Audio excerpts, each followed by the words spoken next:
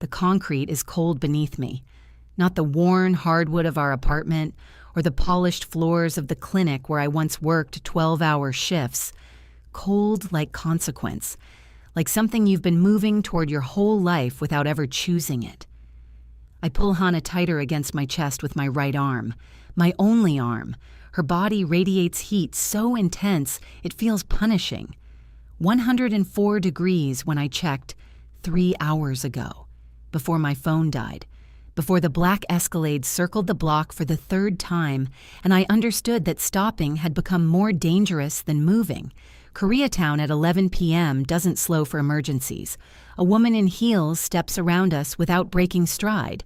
An older Ajusi glances down, glances away. A teenager with earbuds doesn't look at all. The neon signs of restaurants and karaoke bars bleed color onto the wet sidewalk, and none of it reaches us. My prosthetic arm aches where the socket meets the residual limb, a bone-deep grinding that means I've been pushing too hard, too long. I press my real hand to Hannah's cheek, still burning. Baby. My voice barely sounds like mine. Stay with me. Mama's gonna fix this. I've been saying that for 6 years. Most of the time, I believed it. There is a particular kind of terror that has no name I've found. It isn't the sharp animal terror of immediate danger. That kind sharpens you, moves your feet, makes decisions. This is different. This is the terror of watching your child's eyelids flutter when they should be still, of counting breaths that are too rapid and too shallow, of knowing that the very best thing you could do, walk into a clinic, sit in a waiting room, fill out forms, is also the thing most likely to get you both killed. That terror is patient. It waits for the quiet moments to remind you how much you could lose. I'd been living in it for 11 days. I'd gotten good at not letting it show. The Escalade turns onto Wilshire again. Third pass in 20 minutes. They're narrowing the search. I have 15 minutes, maybe less. Then the motorcycle comes. Black, low, moving like it owns every inch of road. It slows as it nears us. My whole body goes rigid. But when the rider pulls off his helmet, he's not one of Victor's men. He's something else entirely. Hannah stirs against my chest. Her cracked lips move. I lean down. Appa, she breathes. The man on the motorcycle goes absolutely still. If you were holding your sick child on a cold sidewalk, knowing a man like Park Jae-won was the only thing standing between her and the fever stealing her away, knowing he had every reason to ask questions you couldn't answer, what would you do? I had 15 minutes, a dying daughter, and a secret I'd been carrying for 5 years. I made a choice. This is how I got here. 2 weeks before that sidewalk, I found the number that started everything. Not a significant number on its face. $47,000 moving through a subsidiary account attached to Mr. Huang's restaurant, moving in a pattern so regular it looked automated, which is exactly what should have made it invisible. But I'd been doing books long enough to know what automated movement looks like, and this wasn't it. This was someone who understood accounting well enough to fake it, but not well enough to account for the subtle, human inconsistencies that came through anyway. The timing was off by hours. Always hours, never minutes. Whoever was moving the money was doing it manually, working in bursts when they had windows of opportunity. I almost wrote it off. Small discrepancy, probably an error. I had a 5-year-old to pick up from preschool in 40 minutes, but I'd made the mistake before of writing off what I noticed. I'd learned what that cost. I printed the last 6 months of statements, folded them, and tucked them into my bag. My name is Naomi Reed. I'm 30 years old. I live in a 2-bedroom apartment on Mariposa Avenue in Koreatown, and for the past 4 years, I've made a living doing books for 12 small businesses in the neighborhood. Restaurants, import shops, a massage parlor, a family law firm. None of them needed a forensic accountant with a CPA license and 2 years of investigative auditing experience. But they were reliable. They paid on time. And they didn't ask why an able woman with a degree was charging small business rates. The answer to that question was standing in the kitchen when I got home, dragging a step stool to the counter to inspect what I'd left out for dinner. "Mama!" Hana turned, unimpressed. "There's no meat." "There's tofu. That's not meat." I set my bag down and crossed to her, lifting her off the stool with one arm and settling her on my hip the way I'd learned to do when she was still small enough that the physics were easy. She's 5 now. The physics are getting creative. "What did you learn today?" I asked. "Seonsengnim taught us counting in Korean." She held up her fingers. "Il, I, Sam, Sa, O." I smiled against her hair. "That's my girl." Hana is 5 years old, and she is, without competition, the most important thing in the world. She has my eyes, dark and direct, and her father's jaw, the slight upward tilt at the bridge of his nose. I'd looked at that face for 5 years and memorized it the way you memorize a language you're determined to keep fluent in. She'd never met him. She knew he was Korean. She knew he was far away. She knew the word for father before she knew the word for breakfast. I hadn't planned that. It had happened the way things happen with children. Sideways, through repetition and love, through the small, careful truths I offered when she asked questions I couldn't fully answer yet. She would ask on random evenings while I was braiding her hair or cutting an apple into the thin slices she preferred. "Does Appa know my name? Does he know I can count in Korean? Does he miss us?" I always answered the same way. Yes to the first two, because the truth was I didn't know, and that seemed the kinder error. The third, I left alone. Missing requires knowing something is gone, and I'd walked away before he knew he had something to lose. By the time I'd gotten through the first full month of Huang's accounts, I understood what I was looking at. Not 47,000, 47 million, moving in fragments through 14 businesses I could identify, probably double that I couldn't, in a laundering architecture so layered it would have taken a full investigative team months to unpeel. I wasn't a full investigative team, but I'd worked as one, briefly, before the accident that changed everything, and I recognized the structure, the vendor names that didn't match real companies, the invoice amounts that cycled in perfect rotation, the payment timing that looked organic but landed at intervals too consistent to be chance. This belonged to someone with significant resources and absolutely no hesitation about using them. I copied everything. 2 thumb drives, one in my apartment, one in a safety deposit box 3 miles away. On a Wednesday, 3 days after I'd made the copies, 2 men came to my apartment. They were polite about it, which was somehow worse than if they hadn't been. The taller one had the flat eyes of someone who'd decided in advance what would happen regardless of what I said. He told me his employer was aware I'd been doing some bookkeeping that had created a misunderstanding, that his employer was very reasonable, that the most sensible resolution was for me to return any materials I'd copied and consider my contract with Mr. Huang concluded. I looked at his shoes while he talked. Italian leather, worn slightly on the outside heel, a man who stood with his weight shifted right, a habit, not a flaw, right-handed. His draw was right side. "I don't have anything to return," I said. "Mr. Huang's accounts were in order." The flat-eyed man looked at me with something that wasn't quite pity and wasn't quite contempt. 48 hours, he said. Then the conversation becomes less comfortable for everyone. They left. I stood in my apartment for 30 seconds. Then I called Hana's preschool and told them she had a doctor's appointment.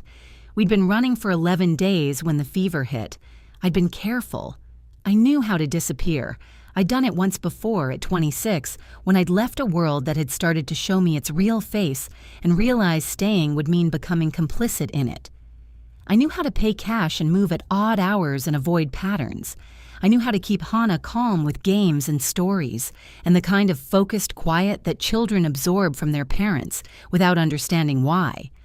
The running had its own rhythm. I would identify a motel by nightfall, pay cash under a name I varied. Reed, Reeves, Roberts. Always one room, always ground floor for the exit options.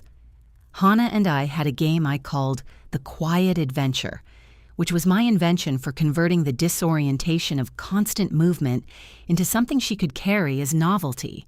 Every new room got a name. The orange-curtained room in Culver City was the Pumpkin Palace. The one near Inglewood with the buzzing air conditioning unit was the Robot Room. She collected them, filed them in the private catalog of a 5-year-old who trusts her mother's framing of the world even when the framing is working very hard.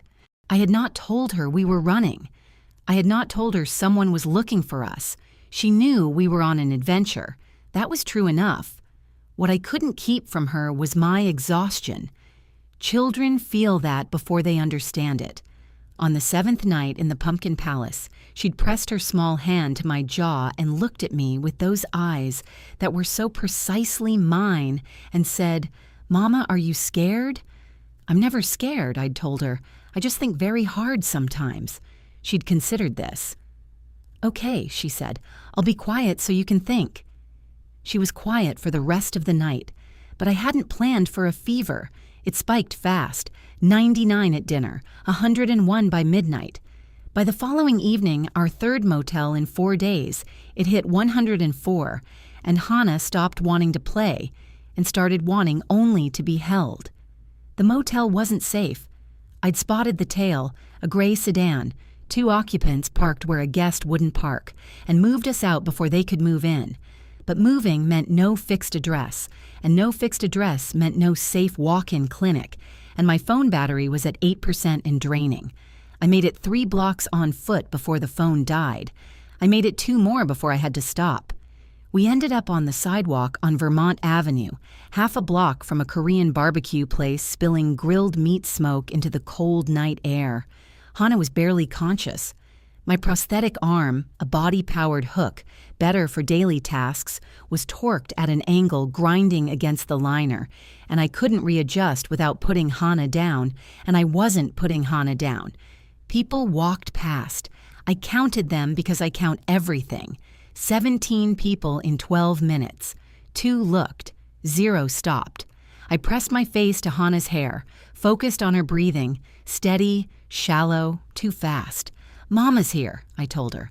"Mama's working on it." She was quiet for a moment. Then, barely audible, "Appa." Not to me, past me. I looked up. The motorcycle had stopped. Park Jae-won doesn't look like what people imagine when they hear the words Korean Mafia.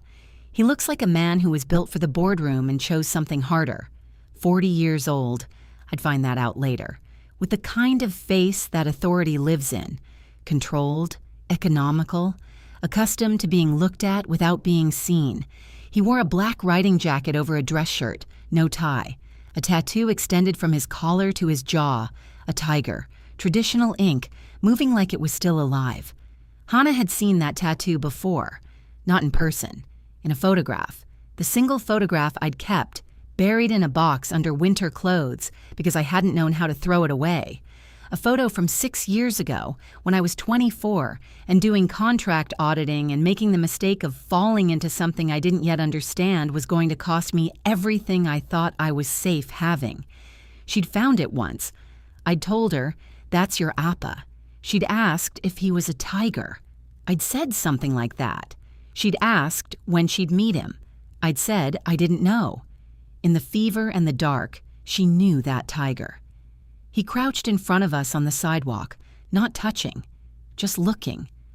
His eyes moved from Hana to me and back again, methodical, taking inventory. "She needs a doctor," he said, not a question. "Yes." My voice was steady. I'd worked hard for that steadiness.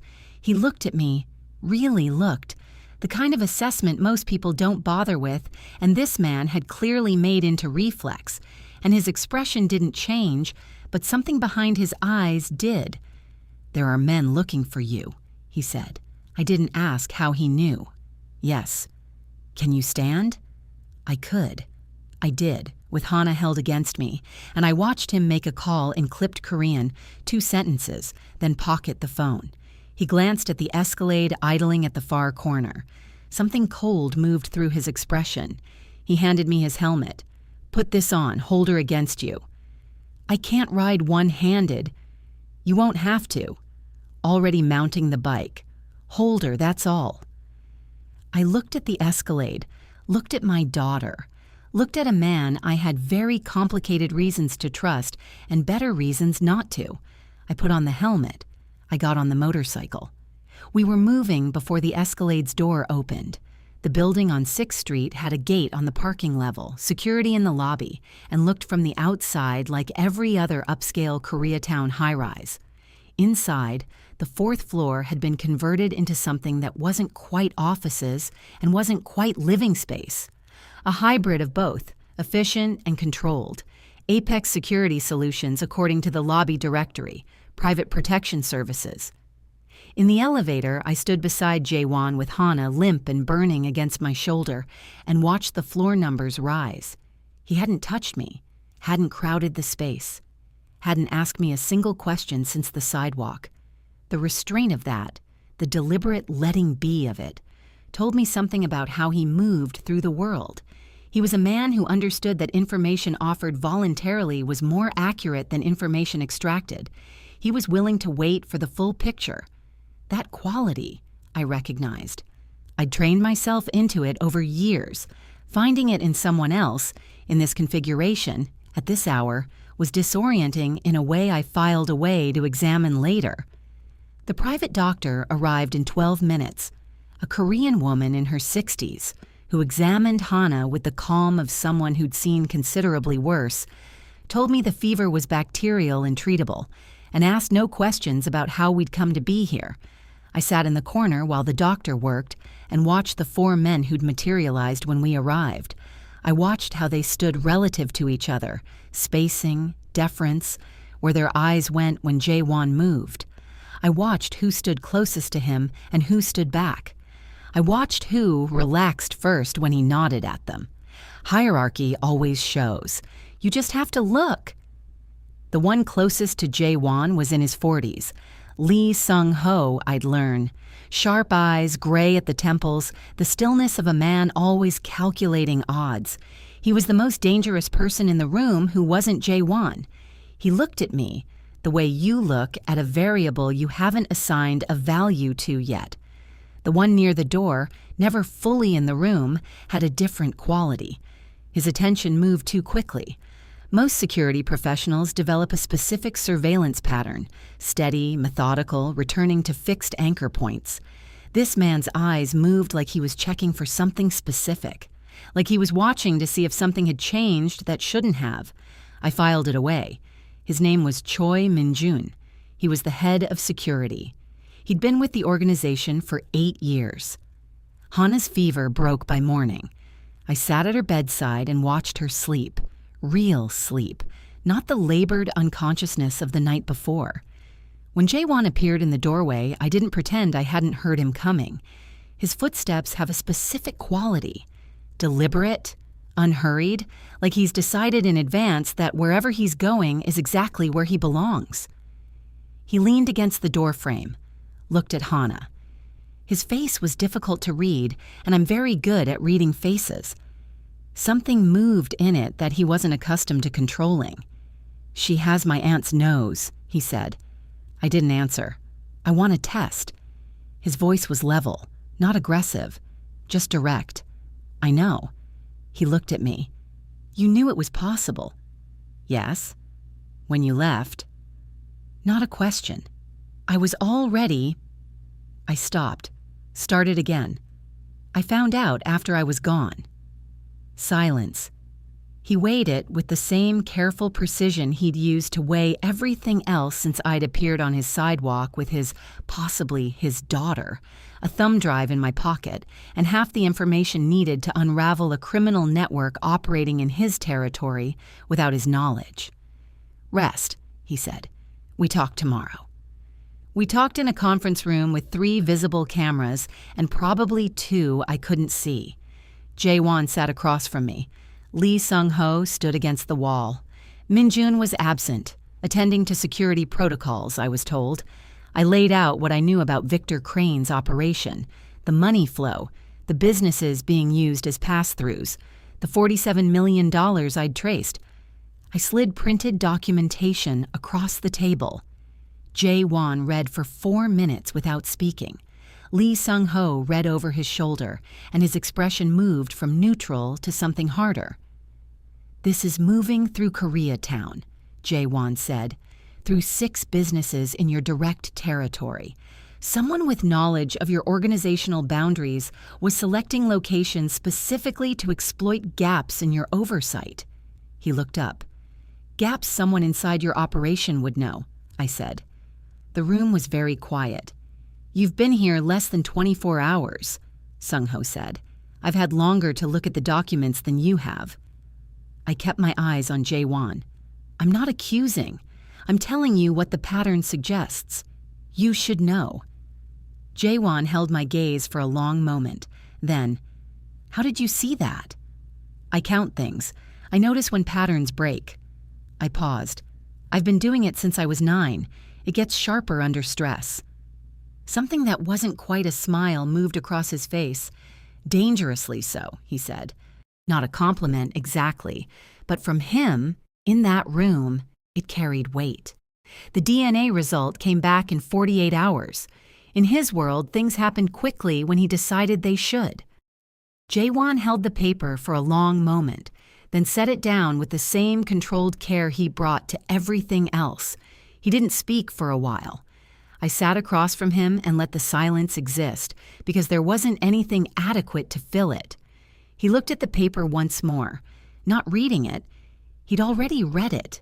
He was looking at it the way you look at something that has just rearranged the architecture of everything you thought you knew about a particular span of time. 6 years of absence, given a new shape. 5 years of unknowing retroactively filled. I understood that feeling. I'd had it standing in a clinic bathroom at 25, looking at a result that confirmed a thing I hadn't been ready for and had loved anyway immediately, without preparation. 5 years, he said finally. 5 years. You could have contacted me. I could have. I met his eyes. And what would have happened to us, to her? He didn't answer, which was its own answer. "I didn't know who you were," I said carefully. "When we were together, 6 years ago, I found out the night before I left." I watched his face. "I made a decision I thought was protecting her. And the accident." My breath caught. "You know about that." "I looked for you." His voice was flat but not cold. Something controlled moved underneath it. "When you disappeared, I found a hospital record, a car accident in Riverside. No name, but the description." He stopped. "I thought you were dead." "I wasn't." "I can see that." He looked at my arm, the prosthetic on the table. He'd been careful not to look at it until now. "Someone ran you off the road." "I never proved it." I looked into it. Something moved through his jaw. "It happened 6 months after you left. At that time, there was a situation with a competing network. Someone in my organization was handling it independently." I went very still. "Handled it how?" "By eliminating witnesses." The room was quiet. "You didn't order it," I said. "No." The word came out with a weight that told me it had been sitting on him for a long time. But someone did. I thought about Minjun's restless eyes, the way he'd been watching from the doorway. Someone who would have known I existed. Jae-won looked at me. For the first time since the sidewalk, I saw something in his face that wasn't control. It looked like guilt. And underneath the guilt, something rawer, something a man with his kind of authority rarely allowed to surface. "I'm sorry," he said. 2 words. No qualification, no redirection. I had not expected that. If you've ever had someone who owed you a debt the size of your arm and 5 years of single parenthood look you in the eye without trying to justify a single second of it, you know why my throat tightened. "The test says she's yours," I said. "I know." "She's been looking at your picture since she found it. Old photo. You had a beard." I swallowed. "She called you Appa because of the tattoo. She recognized it." He was quiet for a moment. Then, in a voice that had lost its professional edge entirely, something more stripped down in its place. "What did you tell her about me?" "That you were brave, that you were complicated, that I thought in a different world." I stopped. That was more than I'd meant to say. He was looking at me with an expression I couldn't quite read, which meant it was probably real. "In a different world," he said quietly. "This isn't a different world." "No." His voice was careful, "but it's the one we're in." 3 days in, Jae-won asked me to sit in on a supplier meeting, not as decoration, as an observer. "Tell me what you see," he said 2 minutes beforehand. That was the entire briefing. The supplier, Import Logistics, had been requesting contract renegotiation for 2 months. The meeting was being treated as routine. I watched for 40 minutes. He was nervous in a specific way, not the ordinary nervousness of a man renegotiating terms with someone powerful enough to make refusal painful. Nervous in the way of a man performing a role he'd been given a script for. His pauses came at the same intervals throughout his pitch, with the regularity of someone who'd rehearsed. Twice he glanced toward the east wall, not the main door, but a secondary door I hadn't seen opened all morning. More telling, when Jae-won asked a spontaneous question about a specific shipment date, answered fluently. When Sung-ho followed with a clarifying question, genuinely unscripted, Ko's answer took half a beat longer than the information required. He'd prepared for Jae-won's questions. He hadn't prepared for Sung-ho's. When Ko left, I said, "The east door. Is there a stairwell behind it?" Jae-won and Sung-ho looked at each other. "Building maintenance access," Sung-ho said, "usually locked." Someone was behind it. Ko checked it twice, not checking exits, checking that someone was still there. Backup. Witness. I'm not certain which. Jae-won stood, crossed to the east door, and opened it. The stairwell was empty, but there was a coffee cup on the 3rd step, still warm. "Building footage," he told Sung-ho, 45 minutes back. He turned to me. "You're dangerously observant, Naomi." Not a warning this time, not entirely. "In your line of work," I said. "Is that useful?" "Exceptionally." The footage showed a man who'd entered through the loading dock 20 minutes before the meeting and left through the stairwell immediately after. Ko, reached by phone that afternoon, gave up the truth quickly. He'd been offered double his contract value to report on Jae-won's business structure. He'd taken the meeting to understand who was approaching him before deciding what to do.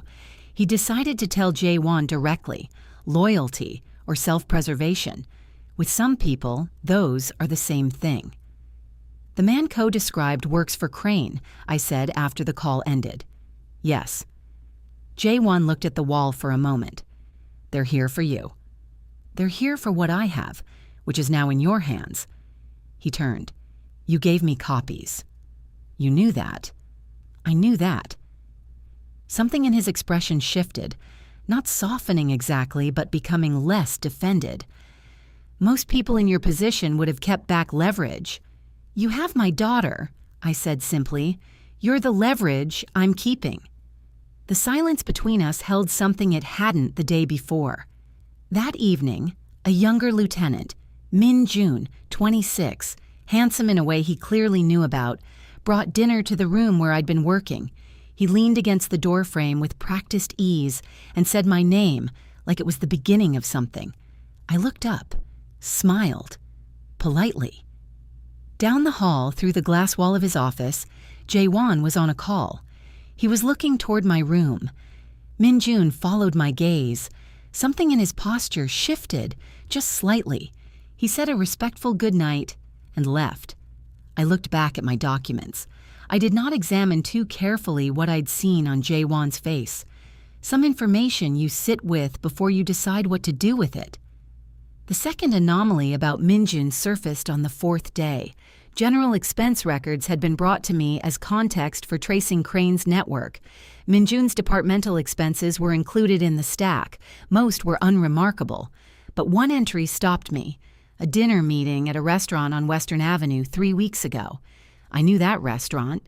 Huang's cousin owned it, and I'd briefly booked them as a client. I also knew the restaurant had been closed 3 weeks ago. Plumbing emergency. Huang's cousin had complained about it to me directly, at length.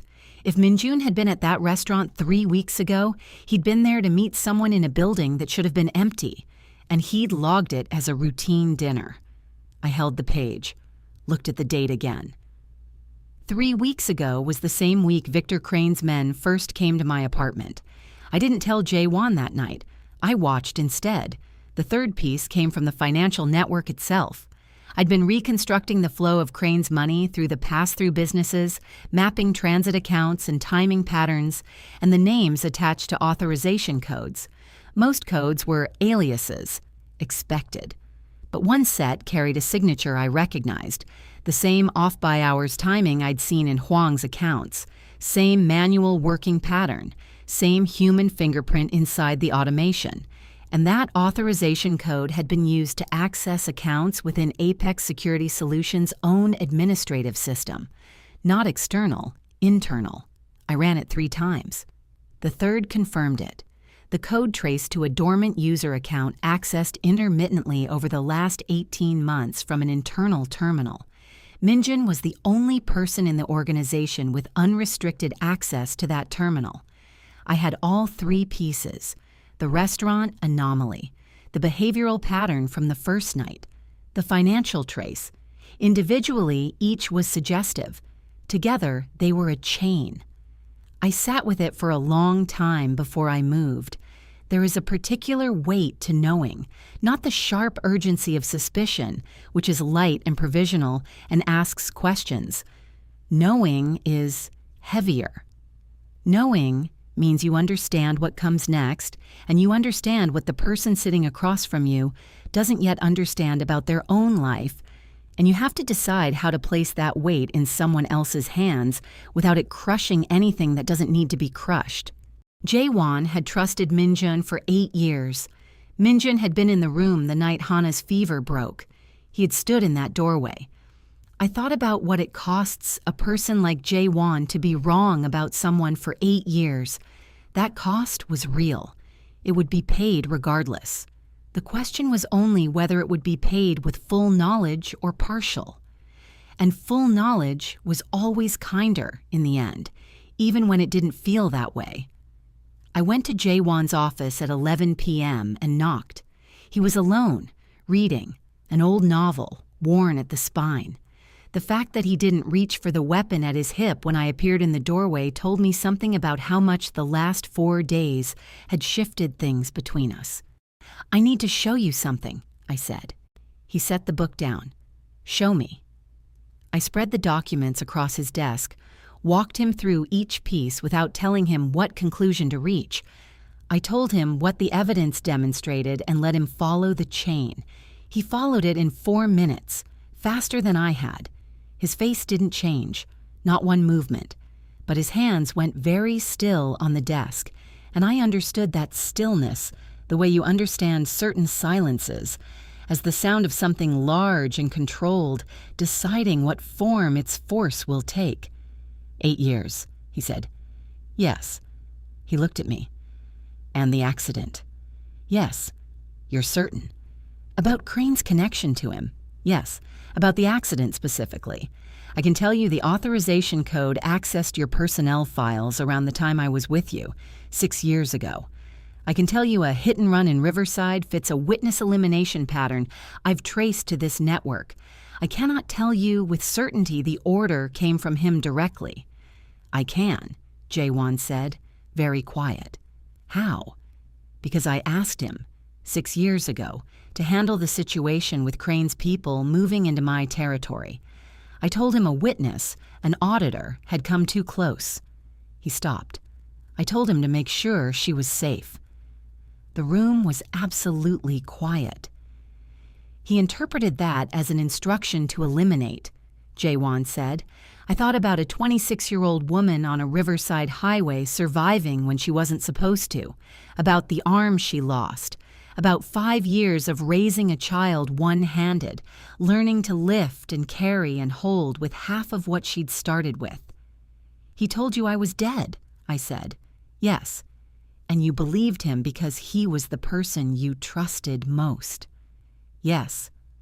If you've ever had to sit across from someone whose trust was weaponized to destroy your life, knowing he didn't give the order, knowing he believed the lie, you know there's no clean feeling available, just a knot of things you untangle later, when the crisis allows it. "What are you going to do?" I asked. "Handle it." His eyes met mine.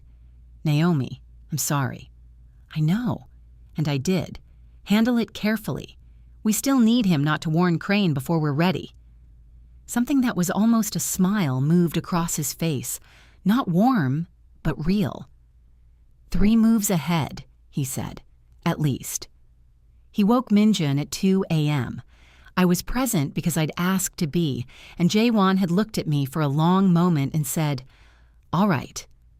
Minjun entered with the slightly accelerated alertness of a man who knew a late summons was rarely good news, but didn't yet know how bad. He sat, composed his face into professional attention. Jaewon laid the documents in front of him, said nothing. Minjun looked at them. I watched his face.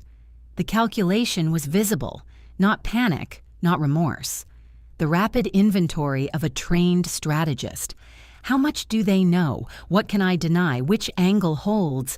I'd seen that calculation in corporate fraud cases. The expression of someone measuring remaining options. He looked at the restaurant anomaly first, held his expression, then the financial trace. That one cost him more.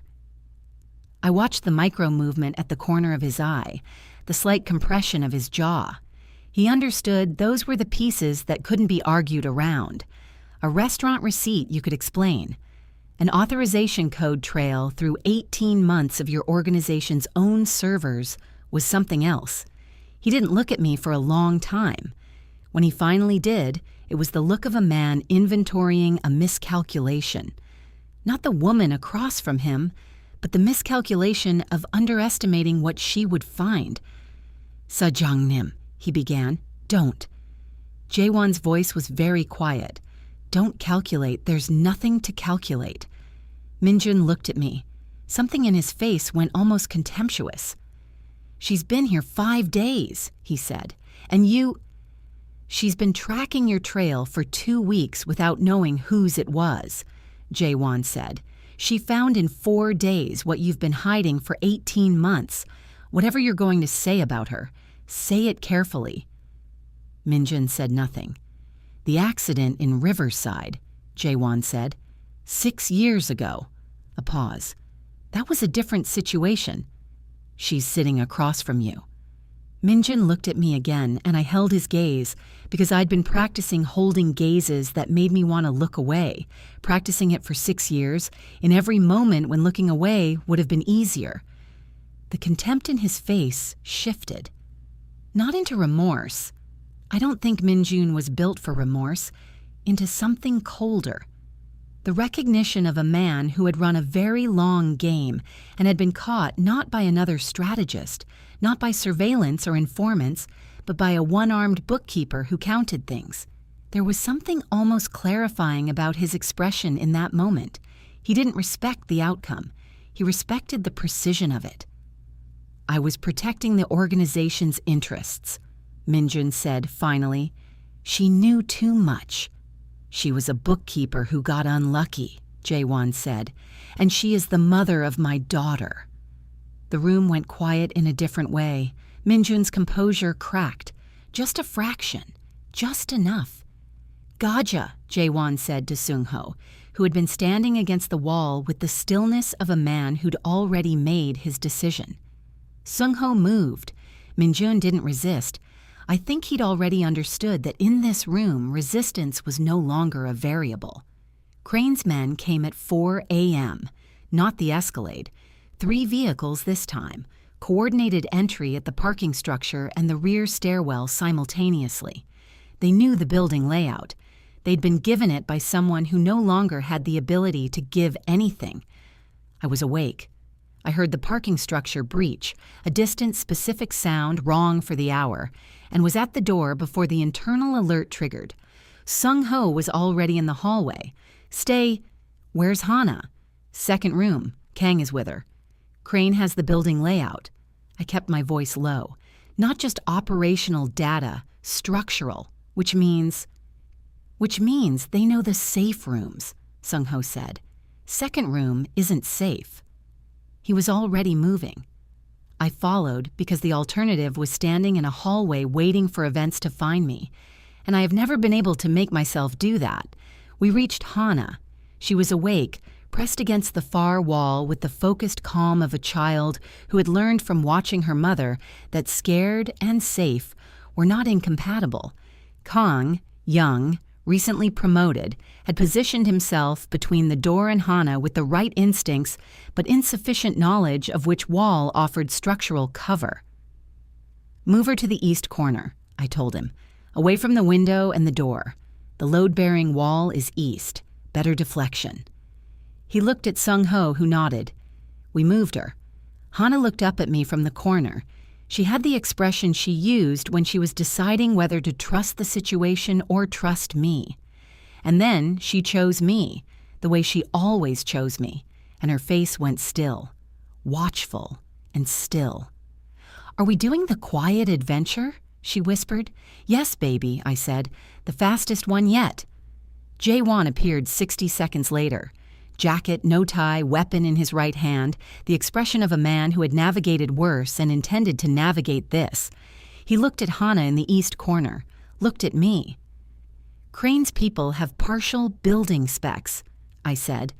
"Probably sourced through Minjun's earlier access. Dated information. The secondary stairwell on the north face should be unknown to them.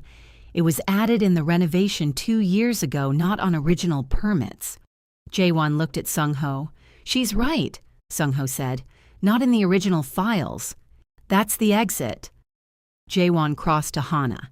He crouched in front of her, this large, controlled, dangerous man, reducing himself to her eye level with the ease of someone who understood that power was sometimes exactly this, making yourself small so someone smaller could feel large.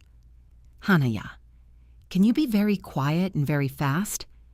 She looked at him with those eyes that were so much mine and so much his.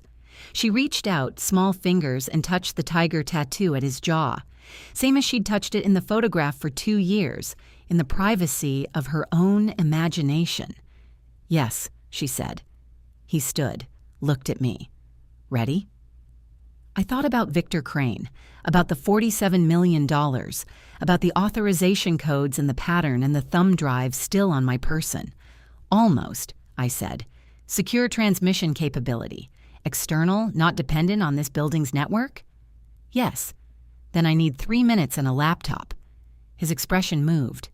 "Naomi, if we run, Crane pursues. If Crane's entire financial network is transmitted to every federal oversight agency with jurisdiction, transmitted from a documented source with full chain of custody, Crane stops being an asset and becomes a liability to everyone protecting him." I held his gaze. He stops having operational resources. He stops being able to pursue anyone. The building's alarm system was escalating. Down the hall, the sound of men moving through the parking structure was audible. Jae-won made a decision in approximately 2 seconds. "Sung-ho, get her to the server room, 2 minutes." "3, I said. "2, he said, and something in his eyes held quiet warmth under the authority. "Because I'm very good at what I do." It took 2 minutes and 40 seconds. I made the transmissions while Sung-ho held the door, and Jae-won positioned his people with the precise efficiency of someone who'd been managing impossible situations long before I was paying attention. The packets went to 6 agencies simultaneously: financial records, authorization traces, the chain of evidence I'd built across 3 weeks of running and 4 days of watching. Victor Crane stopped being a man with resources the moment those files hit federal servers. We cleared the building through the north stairwell. Hana on Jaewon's back. He'd lifted her without asking, and she'd gone to him with the unnerving accuracy of a child who recognizes what belongs to her. I was behind them with Sung-ho, and the stairwell was dark and cold and loud with the sounds of a confrontation 2 floors above us. And I counted my footsteps because I count things, and somewhere around 42 I thought, we're gonna make it. We made it. Dawn came gray and salt-smelling off the Pacific, at a safe house in El Segundo that Crane's people had no record of and Minjin had never been told about. Jaewon kept certain things close. This was one of them. Hana was asleep in the back bedroom, even breathing. Normal, the fever long gone. I sat at the kitchen table with coffee I'd made from whatever was in the cabinets and looked at my hands. My one hand and the prosthetic that had been grinding all night and that I was going to need adjusted as soon as the immediate crisis permitted. The safe house was clean and spare, the kind of space that had never been lived in, only occupied. No marks on the walls, no wear in the carpet from someone's habitual path between rooms. But there were small things that told me Jaewon had been here before. A specific brand of tea on the second shelf, the mug that had been positioned slightly apart from the others in the cabinet as though returned to a preferred spot by reflex, a window in the living room left unlocked that all the others weren't, small evidence of a man who moved through careful spaces and still, without meaning to, left traces of himself behind. People always do. I've built a career on it. Jaewon sat across from me. "Crane is finished," he said. "His network will begin collapsing within 72 hours. The people who were protecting him will be moving to protect themselves. And the men he sent last night? Being dealt with." He said it simply, without elaboration. I let it go. "Minjun?" A pause. "Handled." I didn't ask further. There are consequences I'm not equipped to adjudicate, and I've made my peace with that particular boundary. "What happens now?" I asked. He looked at me for a long moment. This man who had ridden a motorcycle past a sidewalk and had his world reconfigured by one word from a 5-year-old.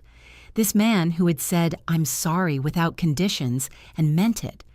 This man who was 3 moves ahead of everyone in the room and had spent 2 of those moves keeping me and my daughter alive. "What do you want to happen?" he asked. It was the most important question anyone had asked me in 6 years. I took a breath. The kitchen was very quiet, the specific quiet of somewhere the crisis had not yet decided to intrude on. Outside, the ocean was doing what oceans do, indifferent and continuous, which I found unexpectedly steadying. "I want Hana to be safe," I said. "I want to sleep in the same place for more than 3 nights. I want to be—" I stopped. "I want to be somewhere I'm not waiting for the next thing to go wrong. That's achievable. And I looked at the table. "I don't want to be hidden here, not be kept. I'm not good at being kept. I've noticed." Something about the dryness of it made me look up. "I don't need protection," I said. "I need—" "A partner," he said. The word sat in the air between us. I looked at him. He held my gaze with that absolute stillness, that economy of expression I'd spent 4 days learning to read. And what I read now, in the early gray light of a safe house kitchen with my daughter breathing quietly in the next room, was something that had been there since the sidewalk, carefully managed, carefully controlled. Something that looked like the beginning of a choice. He was not a man accustomed to uncertainty. Authority of the kind he carried required certainty as its foundation. You did not hold together an organization of that complexity, in that landscape, with doubt as your operating mode. And yet, in this kitchen, in this particular silence, he was holding something uncertain with both hands and not trying to resolve it before its time. I respected that more than I expected to. "I don't know what this looks like," I said. "Your world and mine." "Neither do I." He paused. "But I know what it doesn't look like. It doesn't look like you on a sidewalk alone." Another pause. "Not anymore." I thought about Hana calling him Appa, about the photograph she'd been carrying in her memory for over a year, about the tiger tattoo she'd recognized in the dark, through a fever, by the light of Koreatown neon. Children know things before adults admit them. One condition, I said. Name it. She knows who you are, all of it, age-appropriate as she grows, but no lies, no managed information. I've been raising her on the truth and I'm not stopping. Something moved through his face. "조성합니다," he said quietly. Not to me, to Hana's closed door. An apology to a 5-year-old who wouldn't hear it yet, for years that couldn't be rebuilt, but could possibly be answered. "감사합니다," I said just as quietly, thanking him for the fact that he'd said it at all. He looked at me, and for the first time since the sidewalk he smiled, small, precise, real. Down the hall, Hana was waking up. I heard it, the small sounds of someone coming back to themselves, finding the day. Then her voice, clear and certain. "Appa?" He stood without hesitation and moved toward the sound of her. I sat with my coffee and listened to his voice, and hers, and the strange, complicated, fragile thing they were beginning in the next room. I didn't yet know all of what it would require.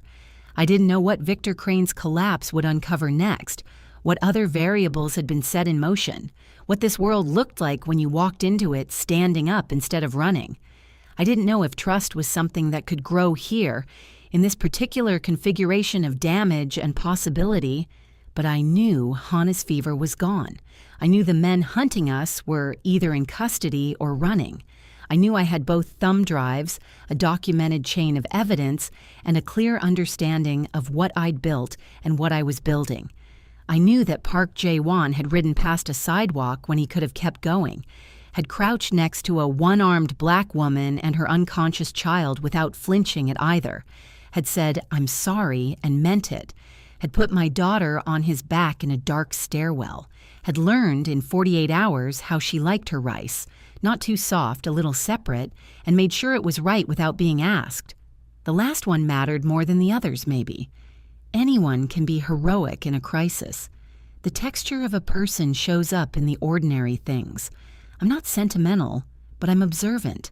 And what I observed in the space between the crisis and the morning was this: something worth staying for. If you've ever held the only person who matters to you on a cold street and had to trust a stranger, knowing what I knew, having seen what I'd seen, tell me, what would you have done? Would you have gotten on that motorcycle? Because I did. And Hana called him Appa before I ever found the words for it. She always was sharper than me. Jae-won says she gets that from her mother. I don't know yet if he's right. I don't know what Crane's network still has in motion, or how many quiet nights will be allowed before the next variable appears. But I know Hana asked him to teach her to count to 10 in Korean this morning, and he sat down on the kitchen floor to do it. Took her hands in his, patient, unhurried, like a man who understood that every minute he was being given now was also a minute being returned. Not borrowed, not provisional, but real. She got to 7 before she dissolved into laughter at her own mistake, and he laughed too. A full sound surprised out of him, nothing controlled about it. I don't think many people have heard that laugh. Some things you don't need to observe to understand. You just have to be willing to look.